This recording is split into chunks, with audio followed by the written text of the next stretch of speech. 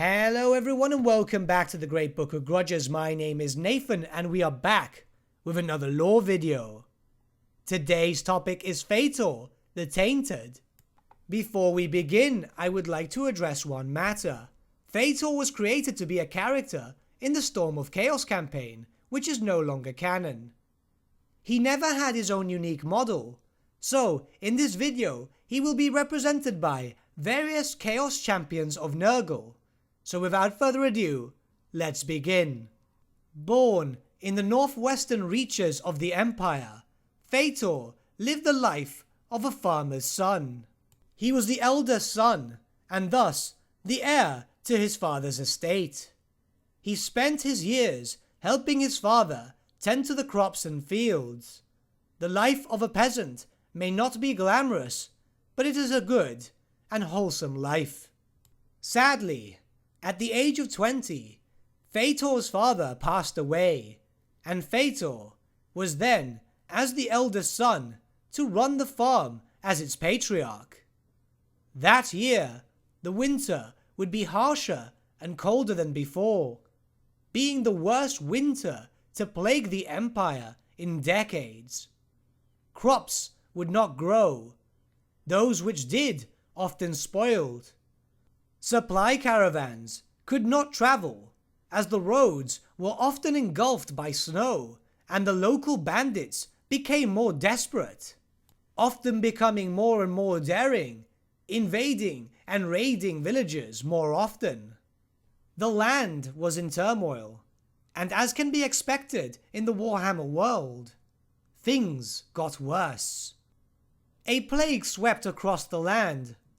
Local villages were infected, and entire populations were destroyed in a matter of days. Feytor's family was also afflicted, his younger siblings now marked for death. Feytor's neighbours fled the village, for they knew once one person was infected, then the plague would surely spread. They fled to Wolf Castle to seek shelter, and Feytor and his family were left to fend for themselves. In truth, it was better this way, as they did not wish to abandon what little they had, as surely leaving their farm unattended would be an open invite to the local bandits. Time went on, and the children grew sicker and sicker. Their mother, fearing for losing her children, prayed to Sigmar, to Ulrich, to any god who would answer her cries. Little did she know, a god would answer her prayers. The children's strength returned to them, but for some reason they still showed signs of the plague. Even Feytor showed symptoms, yet he was not weak. The children played, laughed, and worked as normal, as if they were never touched by this mysterious plague, despite the obvious signs, the deep eye rings, pale skin, and bumps all over their bodies. Eventually, the local townsfolk returned, thinking that the plague had taken Feytor and his family, yet this was not the case, and because of this they were expelled. For the townsfolk considered Feytor and his family to still be infected with this plague, or even the cause of the plague. For surely, if they survived a plague that literally destroyed whole populations, they must have something to do with it. Feytor and his family were hunted as if they were no better than wild beasts. Yet they managed to avoid the townsfolk, finding refuge in a local cave, living off wild fruits, vegetables, and Feytor's ability at poaching. Feytor and his family lived relatively undisturbed for a small while, until one fateful day, while Feytor was out hunting, the soldiers of the Empire found Feytor's family and slew them. Feytor returned to find his mother and his siblings slaughtered. Rage and grief took over his body, and it would seem that the plague had touched him and enhanced his abilities to a monumental degree. Feytor avenged his family by slaughtering as many soldiers of the Empire as he could. Wounds that were inflicted on him seemed to do him no harm, even wounds that would have killed a man within seconds. One by one, the soldiers fell before his rage, and when the last soldier fell, he turned his attention to the townsfolk that hunted him and his family like mere dogs. When at last they all lay dead, and the last remnant that tied Feytor to his humanity had left him, Nurgle's warm embrace took hold of him. For it was Nurgle who saved Feytor and his family, and it was Nurgle who kept a watchful eye over them all. Feytor was now Nurgle's champion. Feytor the Tainted he was called. And soon the Tainted turned his eye to Norsca, heeding his master's call. It did not take long for Feytor to reach the frozen lands of Norsca. There he encountered many tribes, many of which thought the sickly man was too weak to join them. So then he was left to die in the frozen cold.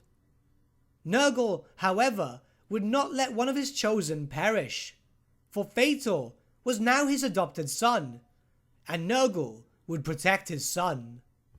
Feytor would not only survive the frozen wastes, but prove himself to a local barbarian tribe known as the Wolf Brothers tribe, by besting some of the tribe's best warriors. He then was invited to join the Wolf Brothers tribe.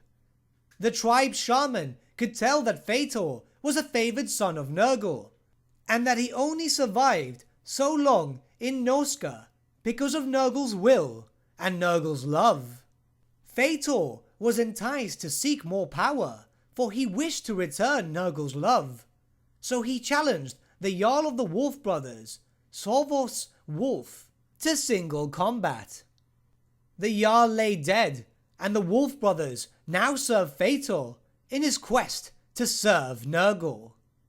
Feytor and his servants would travel around Norsca, seeking more and more tribes of Norsemen. Each time they would be asked to submit under Feytor's rule and accept Nurgle's embrace. Those who willingly accepted were granted Nurgle's gifts. Those who did not were quickly destroyed or enslaved. The lands acquired by the champion of Nurgle would also receive the plague god's gifts. The land would rot and turn even more barren than it already was. The more Feytor conquered in Nurgle's name, the more gifts were granted to him. Feytor would swell and bloat. Plagued animals would surround him. His servants would chant both his and Nurgle's name, for the will of the plague god and his sons was law. Uncontested, Feytor's reach extended through some of the furthest reaches of Norsca. And now it was time. Time for Nurgle to grant Feytor visions, in which he was to travel to the lands of the Empire, where Archaon, the Ever-Chosen, was leading an unholy, chaotic crusade against those who would oppose the Chaos Gods. Feytor, at this point, was massive and bloated. None could deny his devotion to the god of plague. Upon reaching the Ever-Chosen, Archaon could tell that this was a devoted champion of Nurgle, and established him as a lieutenant in his army. Unfortunately, now we've come to the end of our lore video. This is because Feytor was established during the Storm of Chaos timeline, of which is no longer considered canon, which is a massive shame considering the backstory of this character. But with that, my friends, thank you so much for watching. If you did enjoy the video, might I suggest giving the video a like, or even subscribing to the channel, as it really does help us out. Once again, thank you so much for watching, and I shall see you all again very, very soon.